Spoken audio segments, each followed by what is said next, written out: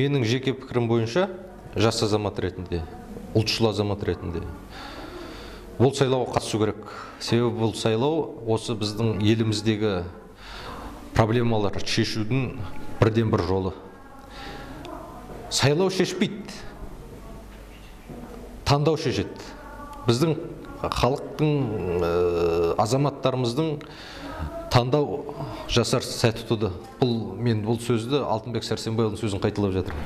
Бұл сөзді Алтынбек Сәрсенбайұлы халыққа қаратып айтқан. Мен өз таңдауым жасадым, енді сіздер жасадыңыздар. Біздің таңдау бұл ЖСДП емес. Біздің таңдау бұл бір кандидаттар емес. Біздің таңдауымыз бұл Қазақстанның келешегі, Қазақстанның болашағы, жарқын болашағы, дәулетті де сәулетті болашағы, демократиялық болашағы, тәуелсіз болашағы.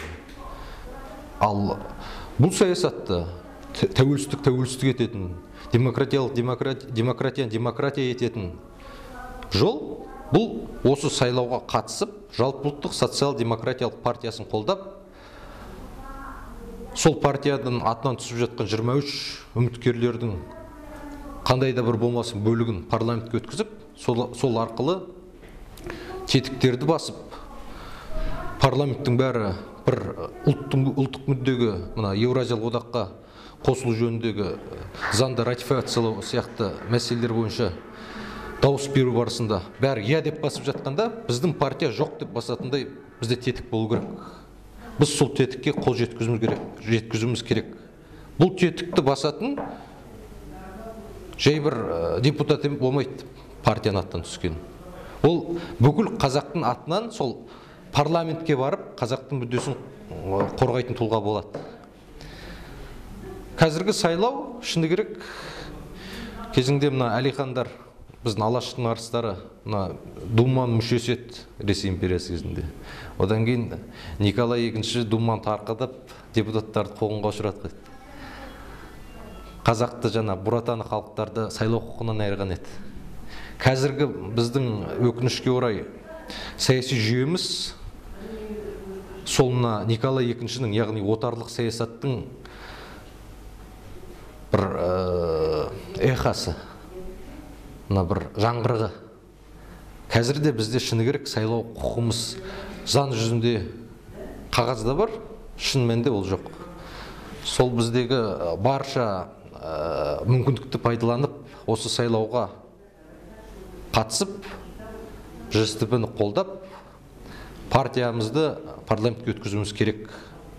Бұл жол Қазақстанның болашағына, егер қазір біздің партияны парламентке өткізетін болса, біздің Қазақстанның болашағы бұлыңғыр болмас деп ойлаймын. Себебі, егер партия өтсе, егер партияның тұлғалары парламентте ұлттық мүддені қорғайтын болса, біздің Қазақстанда революциялық процестер мен билік ауысу сценарийінен басқа нәрсені ойлай бастаймыз. Себебі қазіргі халық не дейді?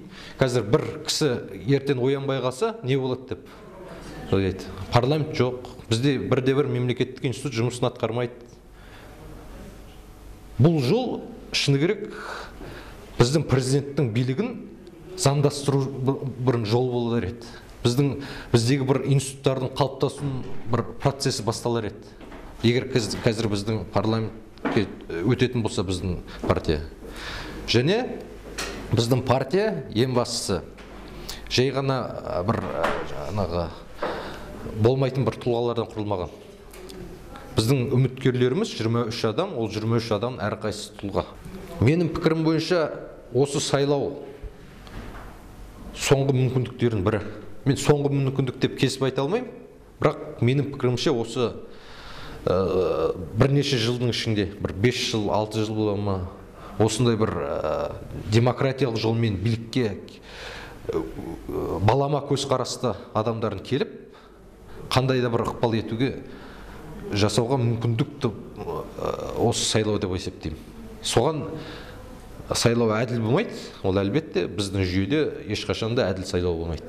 Сондықтан да бұл жерде тек қана категорично дейді ғой, жаңағы бас салып бұл сайлауға қатыспаймыз дегенге мен келісе алмаймын. Бұл сайлауға қатысып, ұмтылып, осы сайлауды пайдаланып, біздің партиямыздың жалпы демократиялық күштердің құндылықтарын насихаттап, өзіміздің жақтастарымыз жинап, сол бір уақытқа, жаңағы X уақыты дейді ғой, сол уақытта бір мынандай өркениетті, саяси сауатты, мазмұнды деңгейде, бағытта дайындалу керек.